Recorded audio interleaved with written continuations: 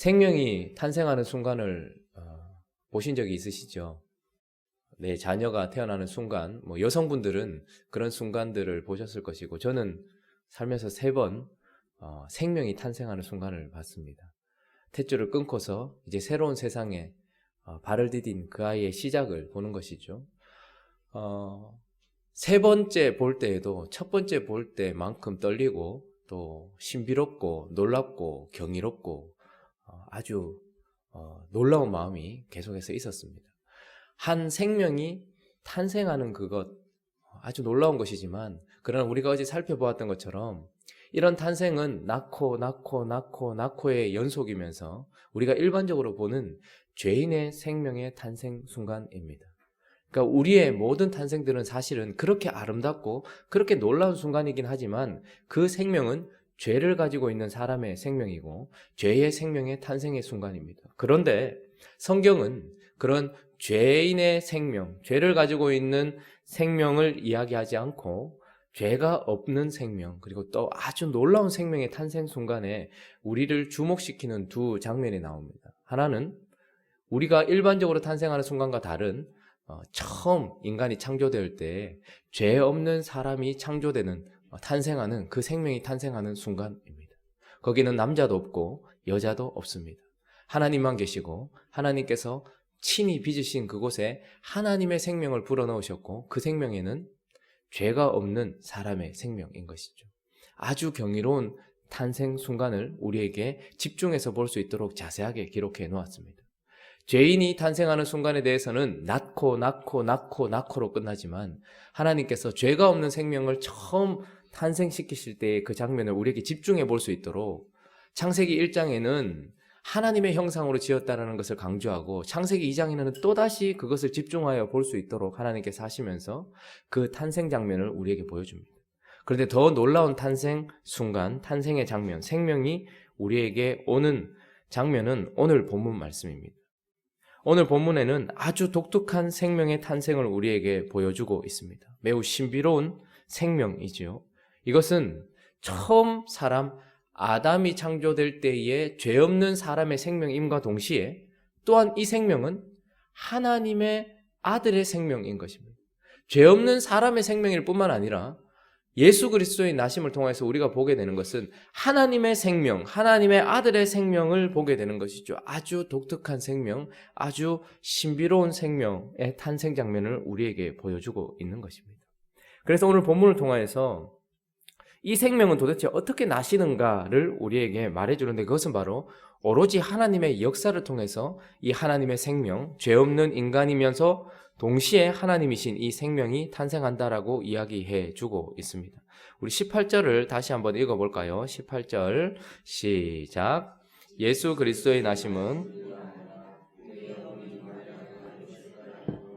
동거하기 전에 성령으로 잉태된 것이 나타났더니, 자, 이 놀라운 생명, 죄가 없는 사람의 생명일 뿐만 아니라 하나님의 생명이신 이 생명의 탄생 순간에 우리에게 강조해주고 있는 것은 무엇이냐면, 우리가 일반적으로 생명이 탄생하는 순간과는 전혀 다르게 요셉과 약혼했던 그가 동거하기 전에, 그런데 그 전에 무엇이 있었다고 이야기합니까? 성령으로 잉태된 것이 나타났다라고 얘기합니다. 어떤 생명 가운데는 모든 것을 하나님께 창조하시지만 하나님의 생명은 오로지 인간이 개입하거나 인간이 돕거나 인간이 동참하지 않습니다. 오직 성령께서 그 생명을 잉태한다라고 이야기하는 것이죠. 성령께서 하나님의 생명을 우리 가운데 불어넣는다라고 이야기를 하고 있는 것입니다. 그래서 거듭나는 순간에 우리가 오해하는 것 중에 하나는, 내가 복음을 전하고 저 사람이 복음을 전하면 저 사람에게 하나님의 생명, 예수 그리스도의 생명이 탄생한다, 이렇게 생각하는 경우가 많습니다. 그러나 우리가 복음을 전하기 전, 물론 복음을 전하는 순간에 그 생명이 있음이 드러나기 때문에 마치 우리는 복음 전파와 하나님의 생명이 같이 일어나는 것처럼 오해하는데, 성경은 분명히 우리가 무엇을 하기 전에 이미 하나님께서 그 성령을 통하여서 그 생명을 주신다라고 이야기를 하고 있어요. 사도행전 16장에도 보면, 잠깐 가볼까요? 사도행전 16장 14절에도 보면,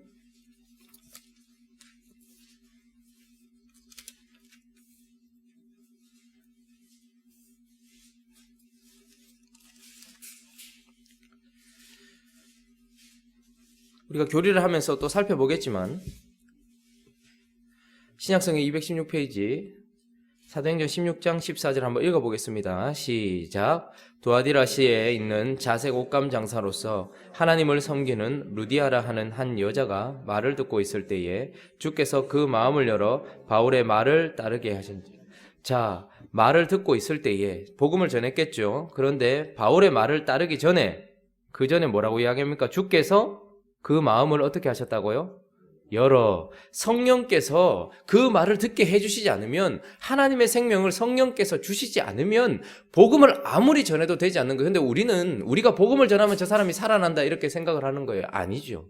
하나님께서 먼저 성령의 잉태하심, 성령의 역사하심, 성령의 역사가 있고 나서 그렇게 해서 하나님의 생명으로 거듭나게 되었을 때에, 그때에 그 말씀에 반응하게 되는 것입니다. 그런데 이 시점이 거의 비슷하기 때문에 우리는 복음 전파가 마치 우리의 복음 전파, 우리의 어떠함이 이것을 살리는 것처럼 생각하는 거예요. 그러나 그렇지 않습니다. 하나님의 생명은 오로지 우리의 도움이나 역사 없이 하나님께서 스스로 하시는 거예요. 그 순간에, 그런데 그 생명이 성령을 통하여 그 안에 시작되었다라는 것을 보여주는 시점이 복음을 전파할 때에 반응하는 그 사람에게 나타나기 때문에 우리는 이것이 마치 우리의 도움인 양 생각을 합니다. 그렇지 않다라고 성경은 얘기합니다. 창세기 2장에는 하나님의 영이 수면을 운행하시니라. 3절은 하나님이 이르시되 빛이 있으라 말씀하시는 거죠. 성령께서 먼저 역사하시고 그 말씀의 성취가 그 다음에 나오는 것입니다. 그렇기 때문에 저와 여러분들이든 어디든 하나님의 생명의 탄생은 오로지 성령의 역사를 통해서 우리의 도움 없이 하나님께서 하시는 역사라는 것입니다. 뿐만 아니라 하나님의 생명의 탄생은 주님의 역사이기도 하다라고 이야기합니다. 22절 한번 읽어볼까요? 22절 자 읽습니다. 시작. 이 모든 일이 된 것은 주께서 선지자로 하신 말씀을 이루려 하심이니 이르시되. 자, 이 모든 일이 된 것은, 하나님의 생명의 탄생이 이루어진 것은 주께서 말씀을 이루려고 역사하셨기 때문이라는 거예요. 순종하셨기 때문인 거죠. 영원전에 하나님 아버지와 성령과 예수 그리스도께서 맺으셨던 그 언약에 따라서, 그리고 그 약속에 따라서 그분이 자발적으로 이 태에 들어오시기로 작정하셨고 순종하신 결과 때문에 하나님의 생명이 탄생하게 되는 것입니다. 그러니까 오로지 하나님의 생명, 이 신비롭고 놀라운 하나님의 아들의 생명은 오로지 하나님의 역사를 통해서 나시는 거예요. 자, 그런데 이 나신 하나님의 생명이 드러날 때 이것이 어떻게 드러나는가? 하나님의 생명이 있습니다. 발생과 출생은 다른 거예요. 발생은 우리 눈에 보이고 느껴지는 출생 전에 이미 우리가 알지도 못하는 상황 가운데 이미 새겨진 거예요. 그러니까 이것은 하나님이 하시는 거예요. 그런데 드러나는 순간이 있는 거예요. 하나님의 아들의 생명이 드러나는 순간이 있는 거예요. 그것은 어떻게 나타나는가? 그것은 바로 인간의 어떠함을 통하여서 드러난다라고 이야기를 하고 있죠. 자, 19절 한번 읽어볼까요? 19절. 자, 19절 읽습니다. 시작. 그의 남편 요셉은 의로운 사람이라 그를 드러내지 아니하고 가만히 끊고자 하여. 자, 20절에도 보면 다윗의 자손 요셉아 이렇게 얘기합니다. 자, 성령과 예수 그리스도의 역사로 말미암아서 하나님의 생명이 나셨어요. 발생한 것이죠. 근데 이것이 드러날 때에는 사람을 통해서 드러나는데 그 사람을 이렇게 표현합니다. 의로운 사람, 다윗의 자손. 이 말은 무슨 말입니까? 하나님께서 선택하신 약속의 사람이란 말입니다. 하나님이 그 이전에 오래전에 구원하시기로 작정하신 사람, 그것을 다른 표현으로 하면 하나님께서 의를 주신 사람, 하나님이 의롭다 하신 사람, 다윗의 자손이라고 말한다면 하나님께서 구원하시기로 이미 작정한 사람, 그 사람을 통해서 하나님의 생명, 그 아들의 생명이 드러나더라 이 말입니다. 만드신 분은 하나님이지만 드러날 때는 이 사람을 통해서, 그리고 마리아라는 사람을 통해서 드러나는데, 이 생명이 나실 때에는 성령의 역사와 예수 그리스도의 순종이 사용되었다면, 이 생명이 드러날 때에는 하나님이 선택하신 의로운 사람, 하나님이 창세전에 예정하신 사람을 통하여서, 그리고 그들의 믿음과 순종을 통해서 이 생명이 드러난다라고 이야기해요. 마리아는 그에게 찾아와서 네가 잉태할 것이다 라고 이야기했습니다. 나는 남자를 알지 못하는데 어떻게 잉태합니까? 지극히 높은 이의 능력이 너를 덮을 것이다 라고 말했을 때 주의 계집종이오니 주의 말씀대로 되리이다 라고 이야기하면서 그것을 믿었던 사람이에요.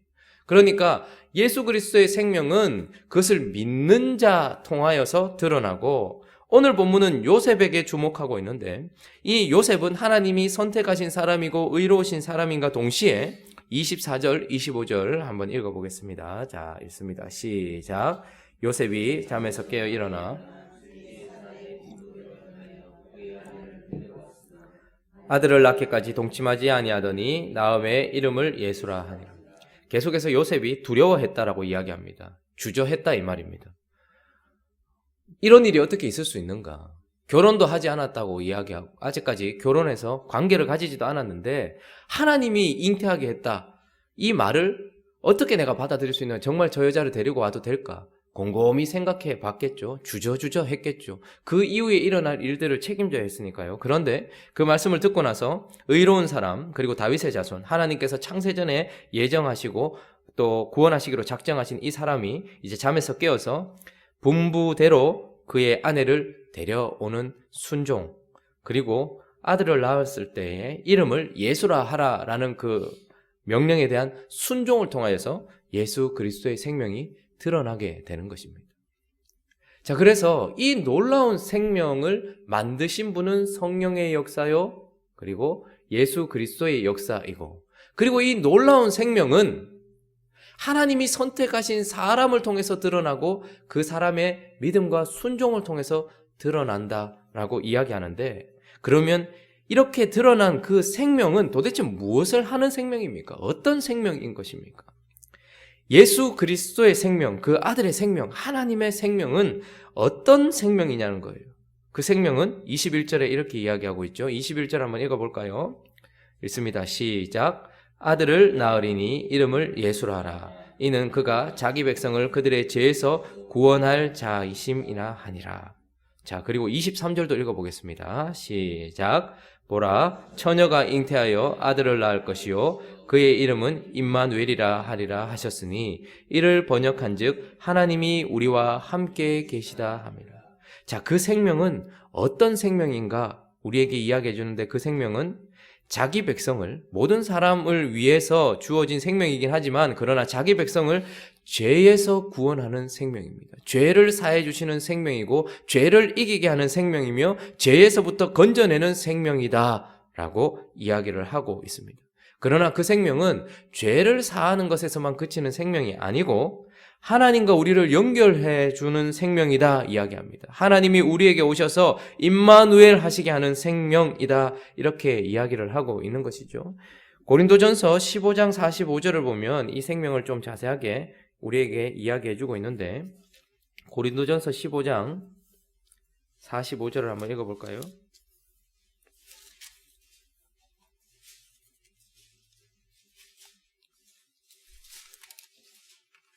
신약성경 283페이지. 자, 앞에 나와 있네요. 한번 읽어보겠습니다. 시작.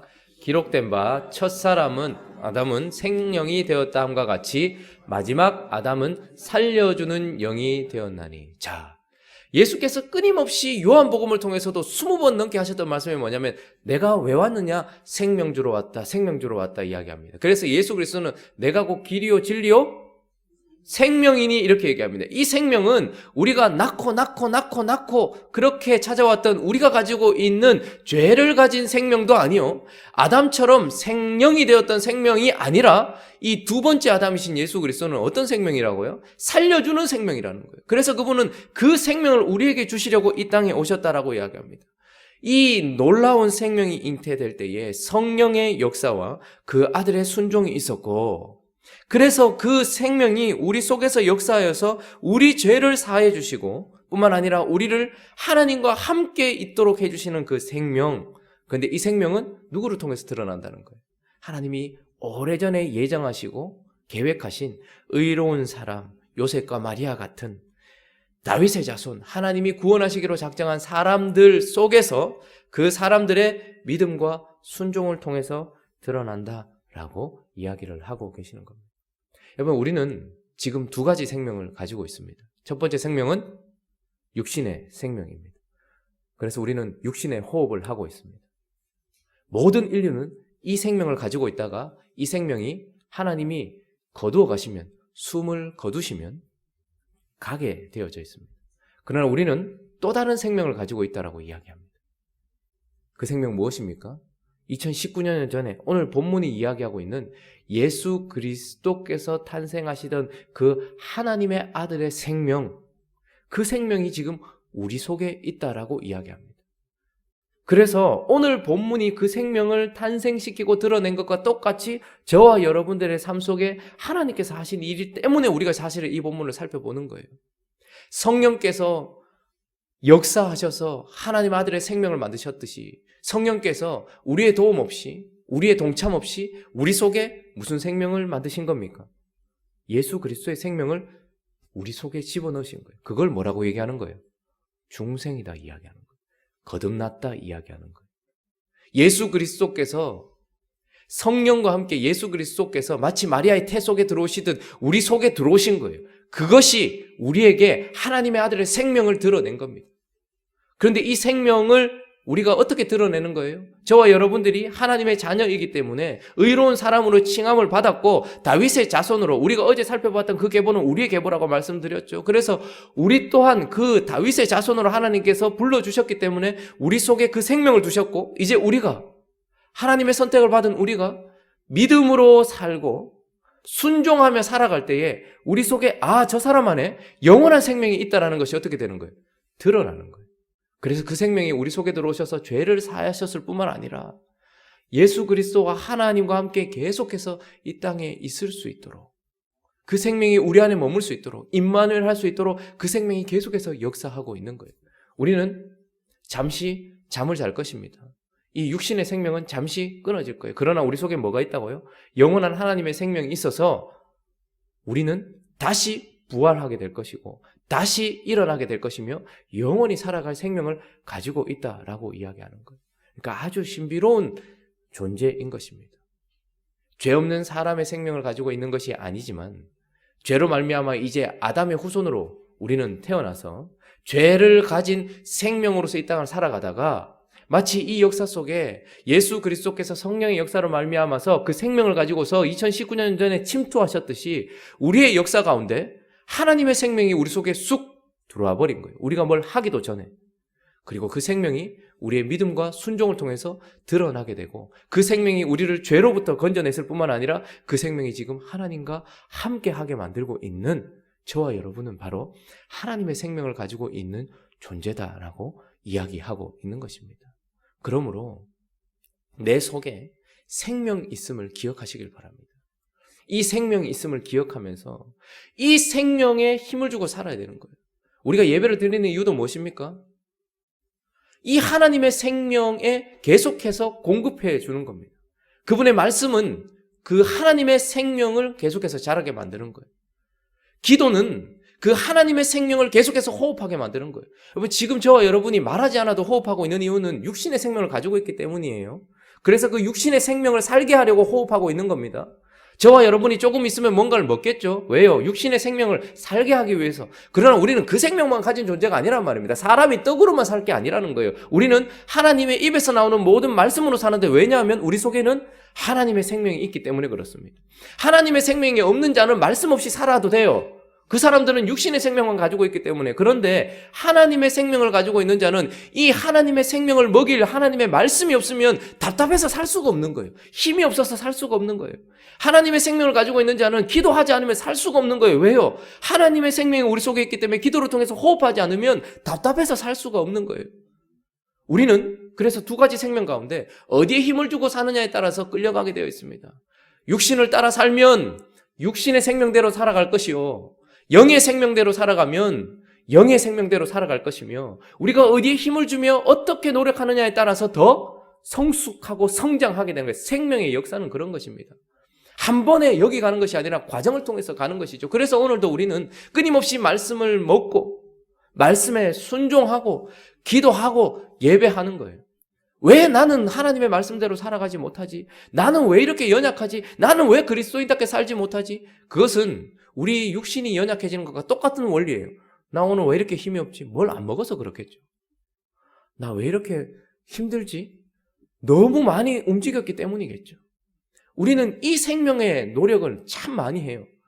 건강보조식품도 먹고 좋은 공기도 마시려고 공기청정제도 사고 좋은 물 마시려고. 그런데 하나님의 말씀에는 힘을 주지도 않고 하나님 앞에 기도하지도 않으면서 왜 이렇게 그리스도인답게 살아가지 못하지? 이렇게 생각하는 자체가 어불성설인 것입니다. 우리에게는 생명이 있습니다. 어떤 생명요? 하나님의 아들의 생명이 있다는 것을 기억하면서 이 생명 가지고서 살아가는 자답게 그렇게 믿음으로 살아가기를.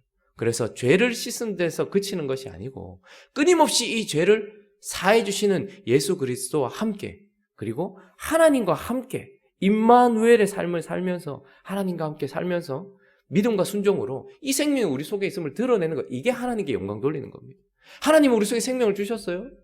그 생명이 탁 트여지는 순간, 하나님께서 아이가 태어날 때 생명이 우리 속에 발생하였고 출생하는 순간, 이 생명이 팍 튀어지는 순간 경이롭잖아요. 하나님이 우리 속에 하나님의 아들의 생명을 주셨어요.